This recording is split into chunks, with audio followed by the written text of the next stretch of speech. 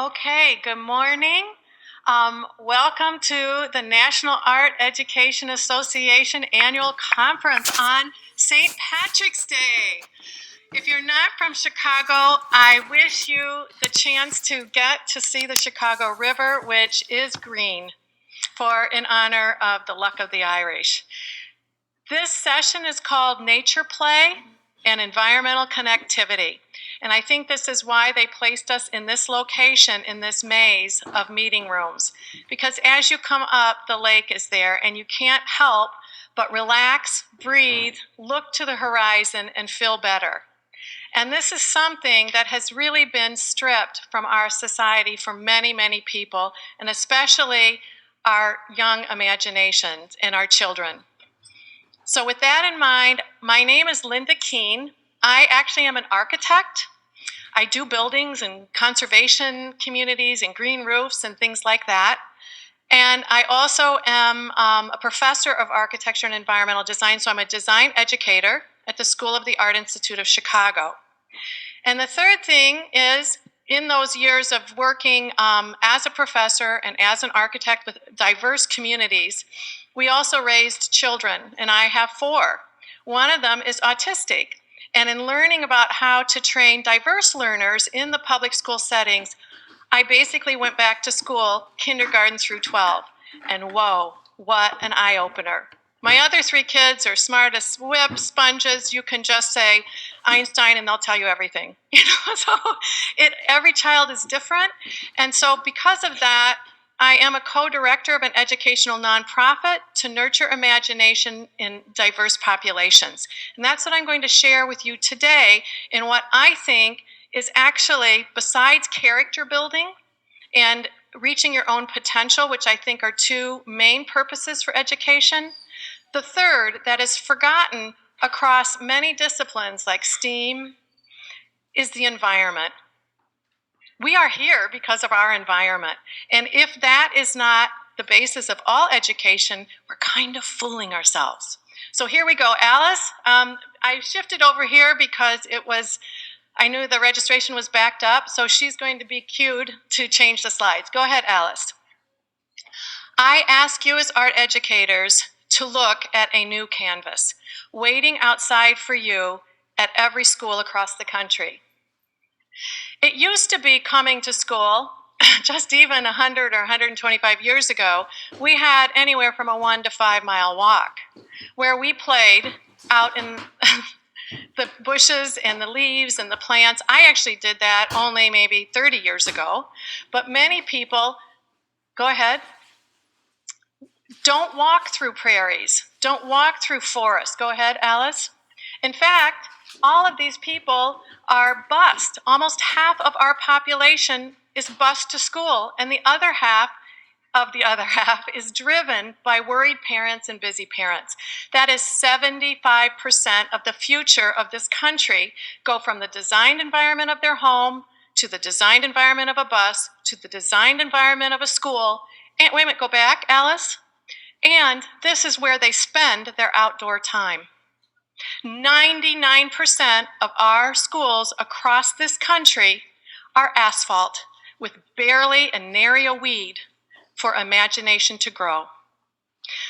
Go ahead. Now, research shows us the cumulative hours in education.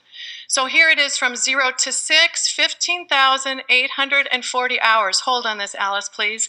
And it shows that from 0 to 6 is basically the same as the rest of their schooling. Now, where does this put importance for nature play? Right here. Go ahead, Alice. And this is what these children play in. Now, they play in this environment. You look across preschools across this country, it is plastic toys. This is, as an artist, almost their first introduction to material. Now, where is that going to take our future? And notice, go back, Alice, just let me look at you, okay? Scientists now know that parts of our brain lie awaiting to be triggered. And if we miss those trigger points, guess what? We miss them. And so what we're finding now, it's not like, well, you love nature and you love music. Yes, that will happen, but everyone needs to be introduced to all of these things from 0 to 6. Go ahead. This is now a 3 to 5 playground. Whoops, it's more plastic. And notice that this is their introduction now to material outside. This is unnecessary. This didn't occur in human civilization except from 1950 on.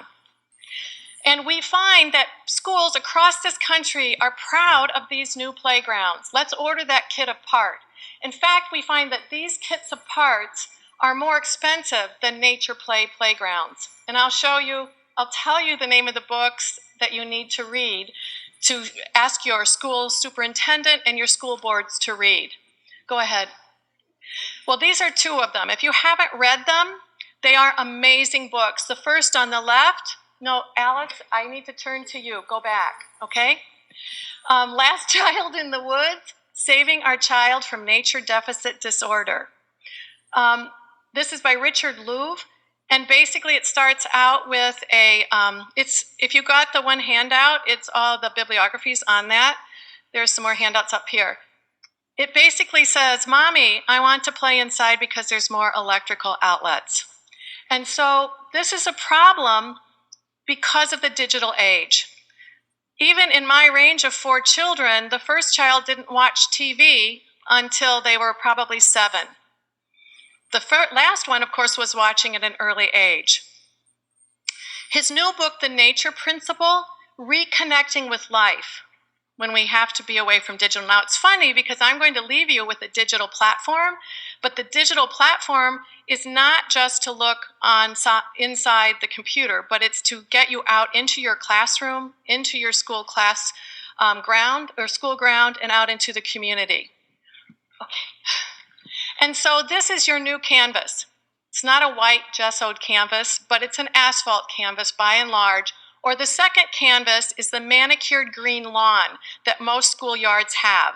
As you go from K up to K-12, like high schools, they have mowed grasses.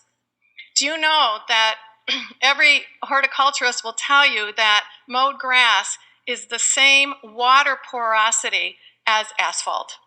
Because the roots are so short in compacted ground that they do not drink the rain, filter the rain, and replace it back to your stream or river clean. No, they wash it right off the dirt, and that's why one of the reasons why our rivers are getting polluted.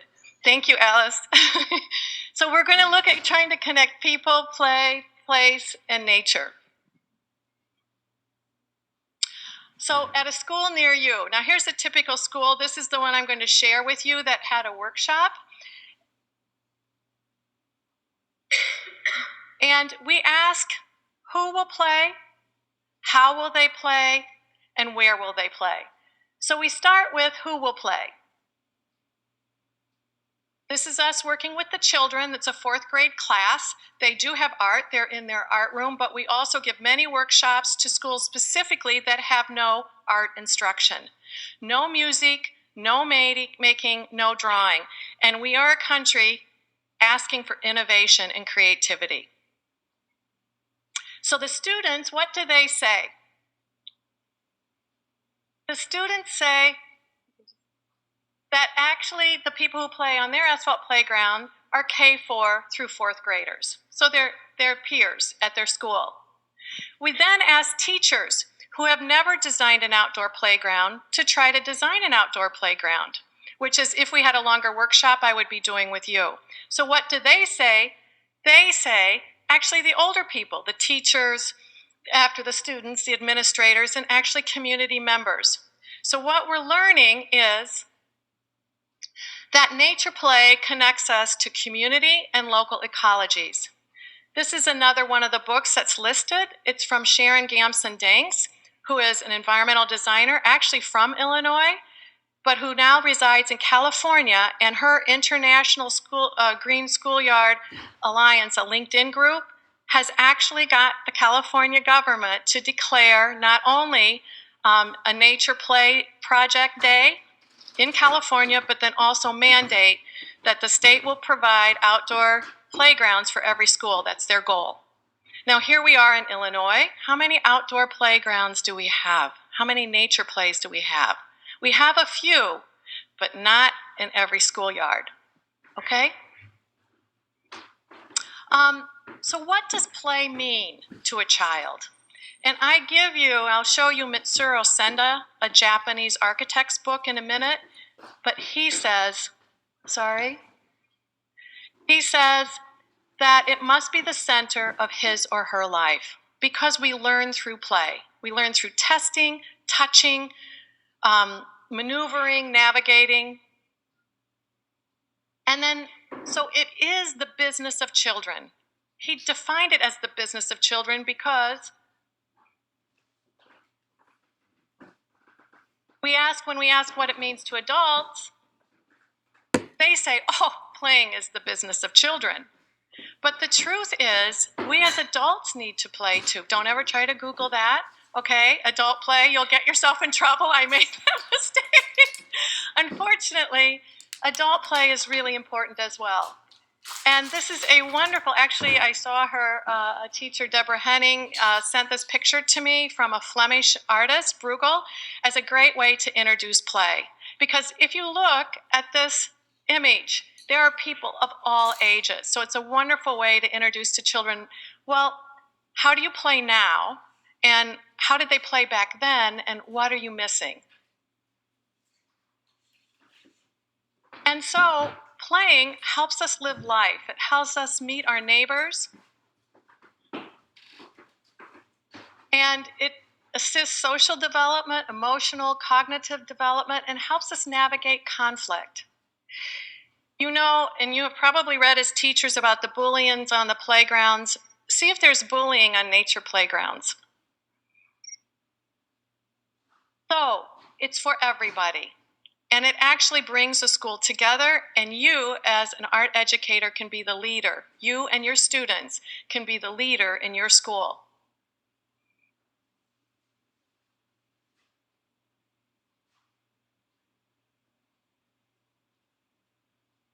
So, can you go? Yeah. So how can we start? So what I'm showing you are some building blocks that you will have access to after this. It's a free website. You can check it on your phone or your mobile device. You can actually have a journey with several integrated activities on imagination. Everyone likes mind maps, right? How about experience design? Because it's all about how we experience things. You can make word webs. You can begin design thinking about what a nature place might be in your school. So we start. Go ahead. Next one.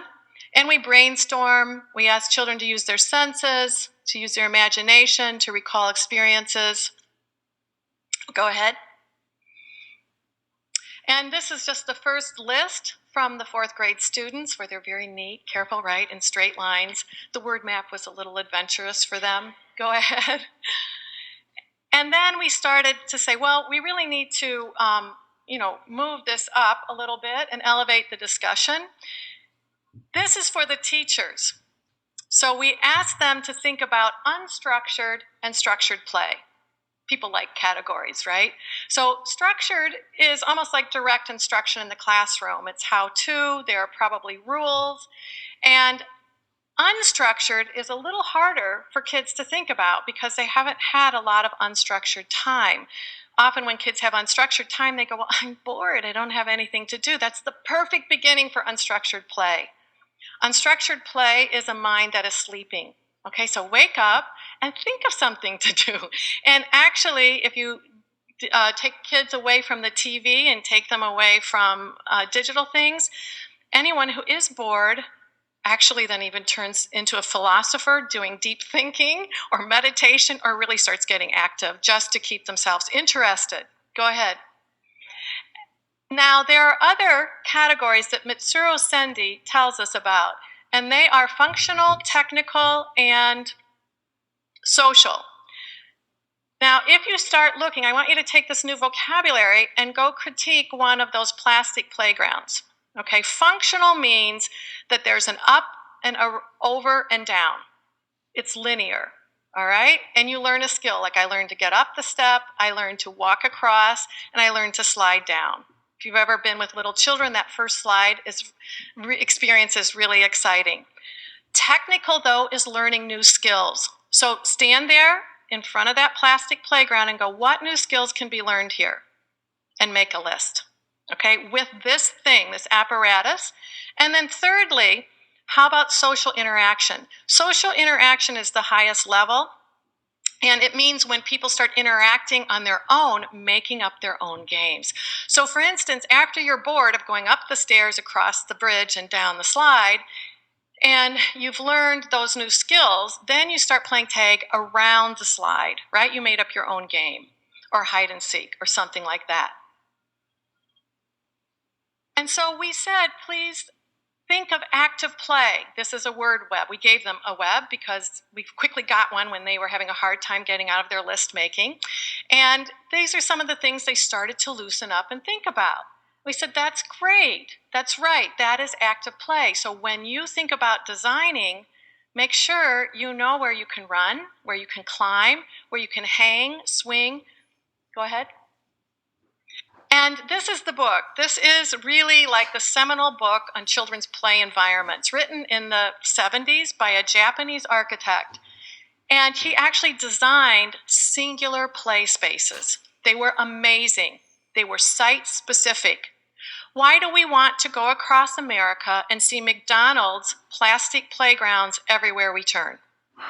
That does not connect people to the place or the environment. Site-specific things that are unique to the school, unique to the climate that the school is in, actually connect children to the environment much more naturally. So he lists all those things. Nope, it's okay. We'll go over them in a minute. And then how can we play? So by now the children have done a website, the teachers that were introducing how to design a nature play. And so these are journeys, each with 5 to 10 activities. We have play, walking, this is for all the grandparents coming and for the kids walking around. Storytelling, where are you going to have your outdoor reading area under the tree in a picnic blanket? Where's your grandmother going to come and tell the story of her life? Games, of course, is loaded. Kids love games, not just ball games on the asphalt, but where's the chess? Where's Jenga? Okay. And then design making. Kids actually like to make things on their playground. I mean, we go from chalk drawings, which is great, but then where do we bring it up into 2D and 3D on the playground outside? Go ahead. So you can explore e-learning, and that's, you have the link. If you've got any of the handouts, you can go and explore it. So remember, when you play on a playground, you work with the students, the teachers, the community, and even the parents, and you ask them what types of play they would like. So I'm going to just give you some examples. These are challenge plays for really 2 to 4 or 5-year-old. Rocks, right? Nothing better than rocks. Go ahead. Now, this is a very urban playscape where it's actually, usually there are breaks between 1 to 3, 3 to 5 or 6, and so on. And it makes sense because the challenges do have to up the ante as the children get older. In our country, the imagination for high school playgrounds has just evaporated. They're either on a structured sport field or they can sit under the tree. Come on. Can't we do better than that? Go ahead. So now adventure play, right? You don't have to be the jock.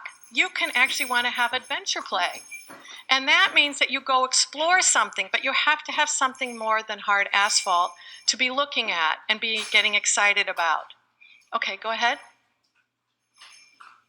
So we'll talk about that one more, but kids love games all the time, and they love new games, and they like to invent games. So we know most of these, these can be done. I don't know if you've ever seen how Detroit did the longest hopscotch. Like they just started and somebody drew a hopscotch and somebody drew another one and ran like 5 miles long through the city. And before you knew it, people were doing the whole length. So in our playgrounds, we might have one painted hopscotch.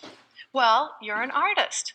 That's your, initiation. Where are you going after you have this one? And then just keep it going all the way around the playground. It's kind of what you do when you're a parent and it's blizzarding again for the 4th day and you have 4 children plus 3 children over. You're not a daycare sitter, this is just friends. And you go, fine, we're turning the house into an obstacle course, let's go.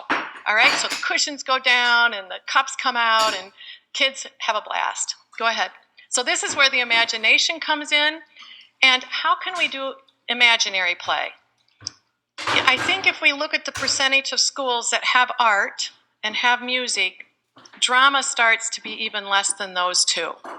And yet, role-playing and imaginary play is so important.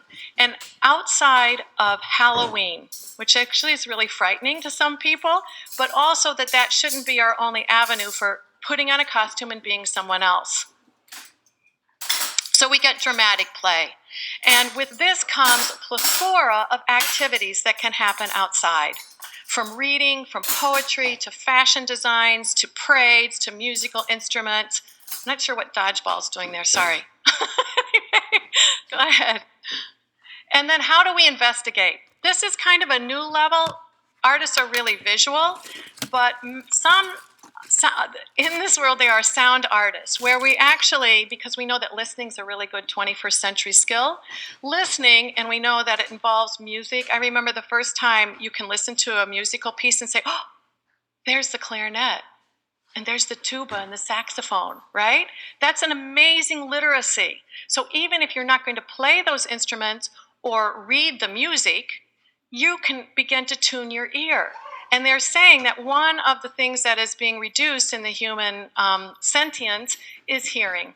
Not only because we're damaging our ears by listening so much to our wonderful music at an early age, but urban sound. And so actually, you've all probably made musical instruments. That's so much fun. The rain stick, it goes on, guitars, whatever. Actually, middle school kids love to make the guitars. And then there's sound mapping. So you can actually go out with a little free app on your phone. Go ahead. And, you can make a musical garden. It's pretty easy. Now, you don't see any slides here. You don't see any sandbox. But there's a xylophone. These are drums. Come on. Can't you have a set of drums outside? This is, I think you blow in these. I'm not sure. All of these I think you can hit with another stick and they make sounds. And so this is pretty hands-on, right? Anyone would like this. Go ahead. So now, how can we make, right? We can paint, we can bring in color, shape, composition. We can even sculpt the land. Because more often than not, there's 2 ways to take care of asphalt. You either dump dirt or you clear the asphalt and dump dirt. Okay, those are your 2 choices. Go ahead. All right, so you can learn basically anything outside that you are teaching inside. And it used to be that we did learn more outside. We didn't have air conditioning. People weren't so insular. And in fact, I love this, Finland, which is one of the countries whose PISA scores are at the highest level, they mandate 50% outside and 50% inside. So that means that your 20 minutes of American recess where you have to gulp lunch, have your social, phobias and problems, and then run around outside isn't going to cut it. Because we find out that when you get up and run around, you get your heart rate up, right? You're breathing, and you come in and sit down. Hey, you're ready to maybe refocus the second time. How many of you have done the 7-minute workout in your classroom? Okay, it's an online app. It's really great. I did it because my students at the grad level were researching active workplaces because they knew that the sedentary sitting in a desk all day is not healthy for us. And they found that sitting in the desk all day and then going to a gym for 20 minutes is not working.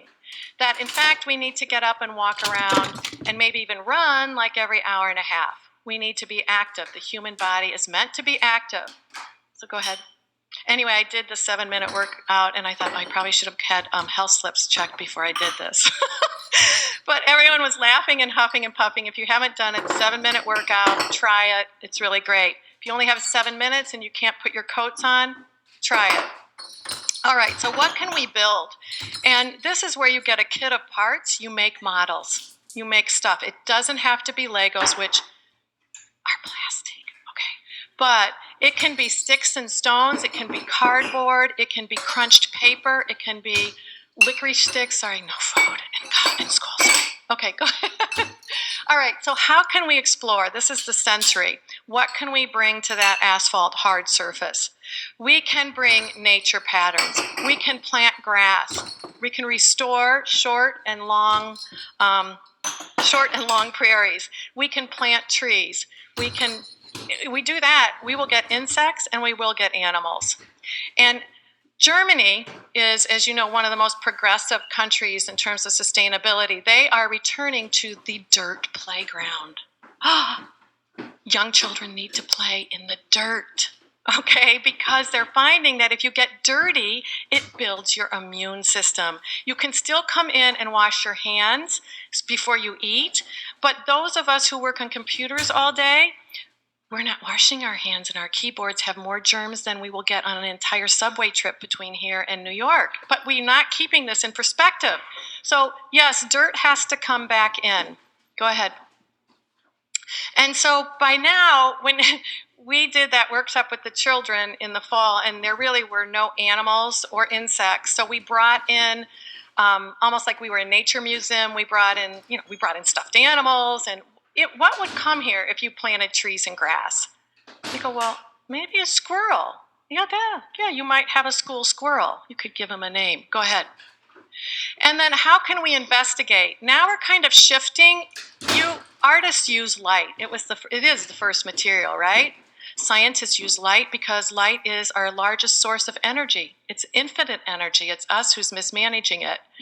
Clouds. How many of you teach clouds in your art class? They are so beautiful, right? You can actually teach patterns with clouds. I mean, we've all done I see a horse in the clouds. We've all done that. But you can take photographs. Rain, if you look at the science of rain and how rain drops on different surfaces, it creates absolutely beautiful patterns. And now we have access to this digitally when we look at scientists' projections. And then land, there's so much to go into with land. Soil types, you can go out when the asphalt's taken off and you can get a little cup and bring it in and you can look at the soil. It's probably pretty beautiful. Might be dead. What makes dead soil? Lack of organic matter. Sounds like a scientist. Good answer. Yeah, development makes topsoil dead.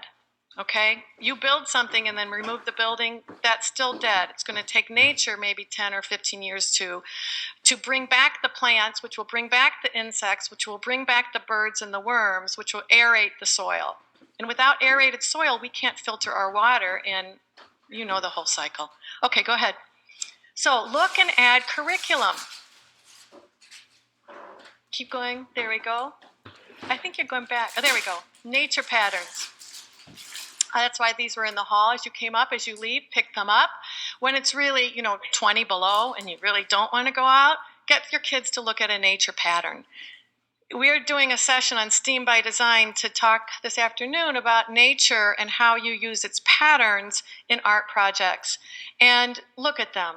They are so beautiful, right? So if you can't be looking out there, you can even look at them up close. And now that the computer allows us to look at really intense pictures up close. This is just from Google. You Google images nature pattern.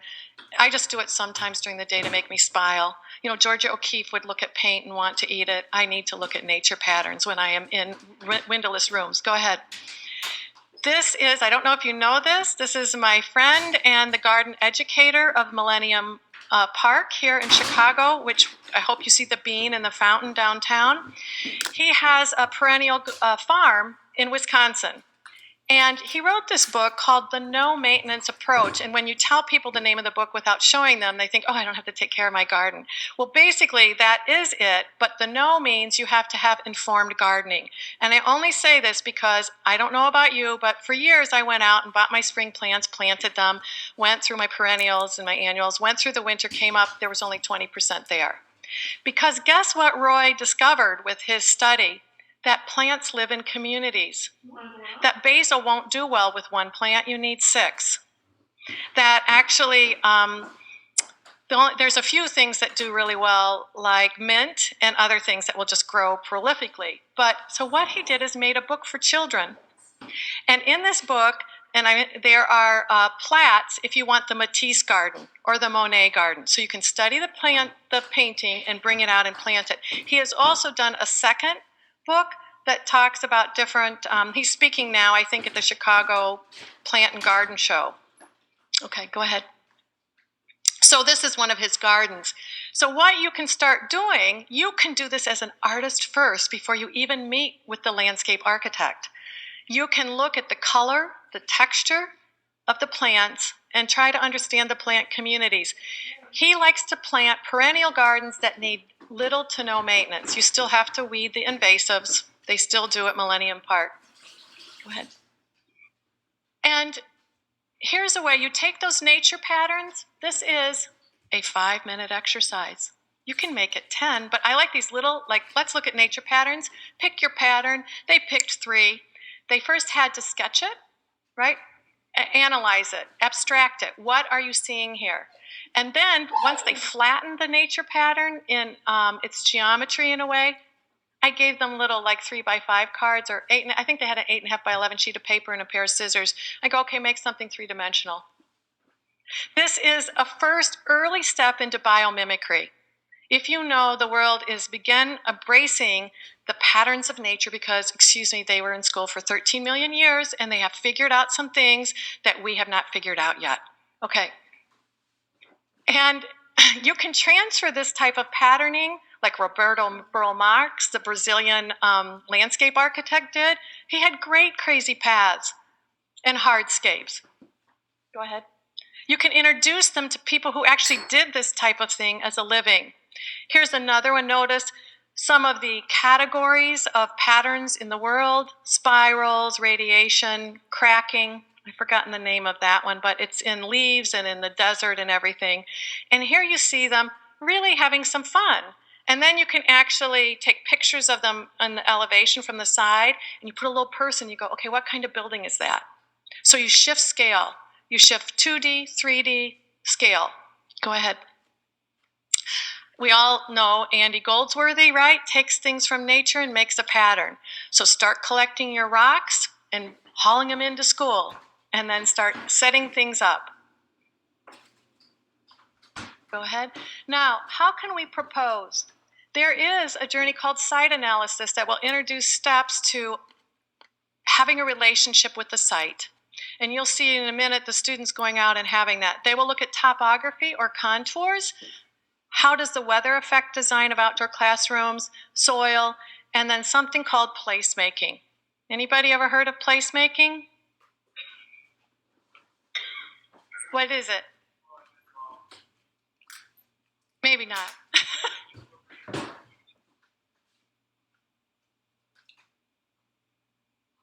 Exactly, and you create something unique and of the moment and of the people who contributed to it for the people who live around it. Instead of saying, hi, I'm the school superintendent and I need a new playground. Yes, I will spend $200,000 for that kit of part. The kit of part stands for carpet because it's all that foam stuff now, and then I've forgotten what the other two. Go ahead. And then how can we plan? So these are journeys. We have pocket park, we have landscape, rain gardens, place experience, stage set design. Who wouldn't want to do a stage set design? Those are pretty fun, fast and furious, and boom, you have an instant drama outside. And guess what? The kids won't wait till it's the production of Cinderella to be playing around with it, right? We all have those stage things and everyone's inside. And then pavilions. Everyone should have an Earth Day pavilion. Earth Day is supposed to be every day, but if we don't even have one pavilion that is specifically talking about food, water, and energy on our school ground, what is our school ground teaching us? Go ahead. So these are the things that you can bring in. They're not rocket science. They were things that were there before the school was. And then you have to bring in the systems. We didn't talk about systems thinking, but the art educator is a systems thinker. They make connections between scales and communities and materials and cultures. Wildlife needs are pretty simple. They need a little water. They need a little shelter, so kind of that messy landscape stuff that is often groomed out of houses. And if you have a large enough space, then you can have connected corridors. So that little squirrel can run to the next tree to get the acorn without being run over. And here's a map of biodiversity, because nature play introduces biodiversity. And we know that biodiversity is essential for human sustainability. Okay, so before and after, we're going to take the asphalt, we're going to plant it. This is a way to keep ideas. You will find there are a lot of technical aspects. You don't have to worry about that right now. You have to get the momentum going. You have to get the students excited about it. You have to create models that we're going to show you. So here we go. Let's get started on this. Here's our case study. Go ahead, Alice. So one of the first things you can do, a lot of children don't know what a playground looks like with plants. I showed them a lot more pictures, but this is that new park out in San Francisco, which is quite successful. Go ahead. Has a lot of different stations. You might want an entry to your garden. The secret garden was always so mysterious. Go ahead. You might want places to sit. Now this one's fully covered. Some schools, the teachers feel I need complete sight lines. So you understand that and you design it. In England, this is what they have. They have actually grown the nature over 25 years in this one school, which is amazing. And you do need open green space, right? Because kids need to run. They still need to run all the way up to high school. This is a great project. You've seen the raised beds. Now this is geometric floral beds that can be rolled around and reorganized. So very easy, it's light, okay? And you can make different patterns with different colors, just like those little games that they had, but now we've shifted scale and we've made it alive. You can make paths. It doesn't have to be concrete. This is wood. The raised beds are still good, but they're not growing food. We tend to do the 4x8 because we're American, we're so efficient. Let's just do the raised bed. This has a little bit of delight in it, doesn't it? Like, I kind of want to walk down there. Go ahead. But there's so many things. Wood is a great material outside. Paint and color are shockingly wonderful. So it's up for 6 years, and then it goes down. It's all right. You can make rooms with plants. Right? If you can't just do a planted garden, make an open air room that has plants, because you'll see that people go spend time in that room. If you have chain link fences, which 80% of our schools do, grow plants in the felt pockets. These are available online. Those are the raised beds. Okay, so we show them this, and then we say there's two ways. First, you could give them clipped magazines. Go ahead, Alice. This is cut paper collage. They just laid it over a Xerox. Go ahead. Can you imagine? They were shocked when they saw their school in that setting. That took about 10 minutes. Okay, go ahead. They were like, whoa, wouldn't that be great? So then you get this conversation going because you have these quick visuals. You can do this on Photoshop, where you can grab anything and put it in. But if you don't, you can do it with paper. If you don't even have magazines, you can do colored paper. Everyone has colored paper. Go ahead. Then in our workshop, we did all that inside. This was a 2-hour workshop. We walked outside and we said, okay, these are the things you're going to use. Because if you don't have this book, please get it. How to Be an Explorer of the World, Carrie Smith. It is a delightful book. It says everything is interesting, especially if you look closer. Everything is alive. Document your findings. Always look at the ground underneath your feet. Go ahead, Alice. So here we are. Oh, sorry. Before we went out, we got the floor aerial view of their playground, right? So this is their building, and that's their playground. Go ahead. We said the first thing you need to do before you even go out is understand where north is. And north points up, and that means what is the opposite of north? And that's where the sun is. Go ahead. So they put their north arrow. Go ahead. I think we'll have to pick this up a little bit, Alice. And so now north here is across the street, all right? So their school is on the south, so there's going to be sun on it. Go ahead. And so we had them do, did you have the sun? There, we showed them where the sun went in plan and then also in elevation. Go ahead. And then here we're teaching them to tell time by the shadow of the church spire on their playground with the battery app, right, on your cell phone. So this is indoors. We turned the light off with a little model and showed them. So when they're out there and they see the sun, they can tell the time because they're connecting to weather. And then we went outside and walked them around. These are pretty fast. And there's the sound app, and it's showing where it's noisy. Go ahead. Where do we go in and out? Okay, slow down. Where is a good view? So there's the good view. So you can see it's in sun. It's kind of a courtyard. Okay. This isn't their building, but you won't believe how many children said we need to do something on that building. Let's claim it. Okay, bye now. Go ahead. And you had to know where the wind is because it gets windy. And the other thing is, go ahead. Where does the rain go? So here they are. They're just telling us where there's always the puddle when it rains. So they already know the topography where it's the lowest. There's actually a drain there. So they're going to add a water element, and all of them go back in their room and they put the water element by themselves over the drain because they know that the water has to drain there. So they're responding to the context. All right? Go ahead. And here they are working. You can take... they're getting their materials. So you can see the little cardboard model that took us about 20 minutes to make from the pictures, Google Earth, go ahead. And here are their drawings. So they're kind of trying to put the environmental context that they responded to, and they're adding some of the elements, all right? And now they're building it in teams, self-selected teams. So keep on this that we need to design, here's the open green space, here are paths, here's nature, here's destination points, the sun, the noise, we're trying to mediate that all. Go ahead. Okay, I think this is the film, and so we're almost done. NEXT.cc, empowering students through design. Nature Play Project. Students are placed in the driver's seat as they redesign the space in which they play, exploring ideas about what it is to play.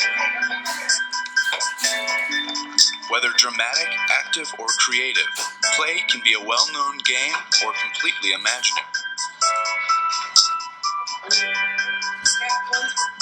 Students use word webs, site maps, and site programming to become aware of where they are. They tell the time from sun and shadows. Planning active and passive, open and intimate, wet and dry areas connected by paths and destination points.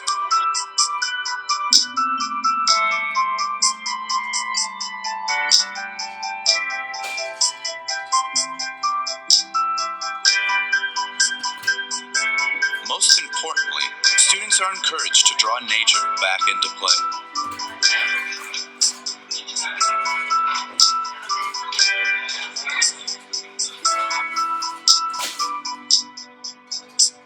As always, students and teachers retain free access to our e-learning resource.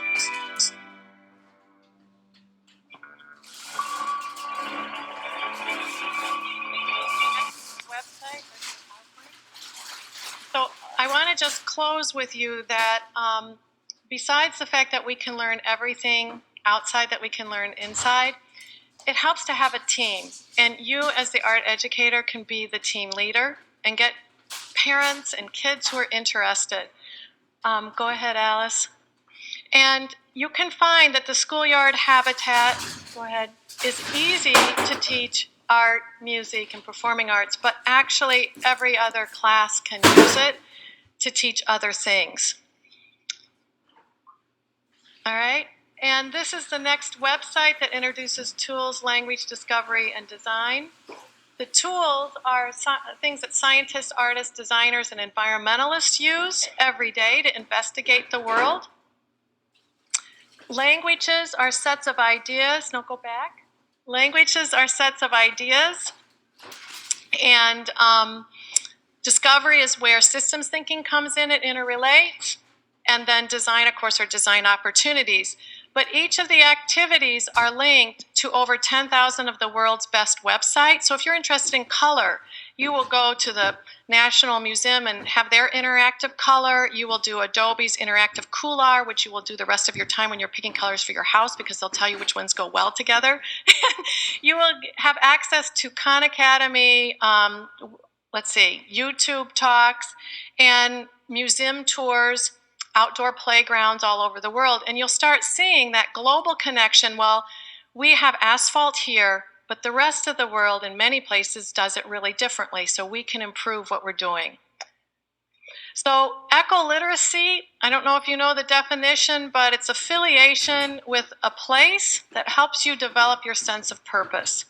Malcolm Gladwell tells us that to really be an expert at something and a high achiever is to work 40,000 hours at something that you're passionate about. And he says that most of those passionate people were connected to the places where they grew up. So let's help them make the school as important as what they're learning at home.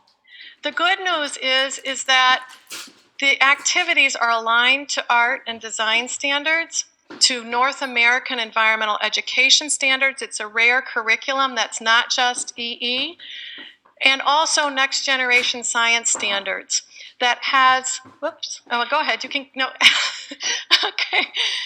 okay, no, Alice, go back to the next generation science, we'll just keep on this. This is why this is important. We've heard of biomimicry and biophilia. It's opening an awareness. It's developing an understanding that changes our behavior and our action and changes the way we live in this world. And we need to extend this experience to our children. So I challenge you and support you in trying to do this.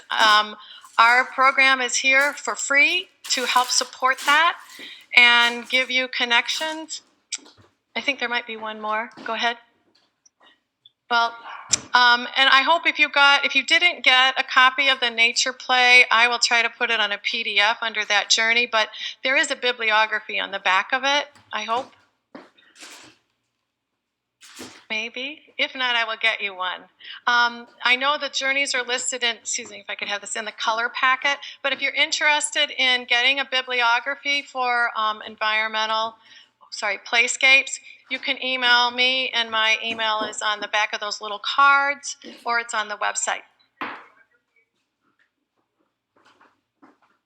Yeah, oh, that's right. Thank you so much. I knew I put it somewhere people could get it. Thank you. Are there any questions?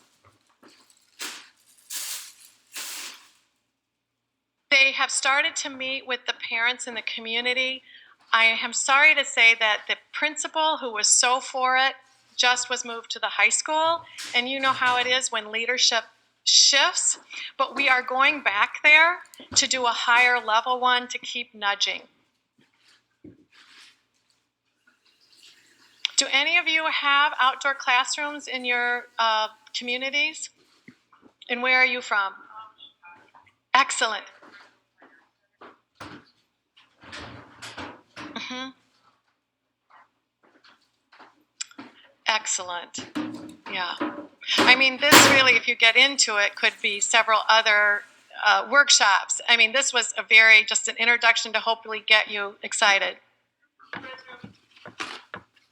No, it's wonderful. But you're leading the country right now with having outdoor classrooms and wanting them in every school. And you have the climate for it. But we can't let that be, if you're in colder climates, Finland. Just think of those teachers and students in Finland. Okay? Thank you so much for coming, and hope you have a great conference.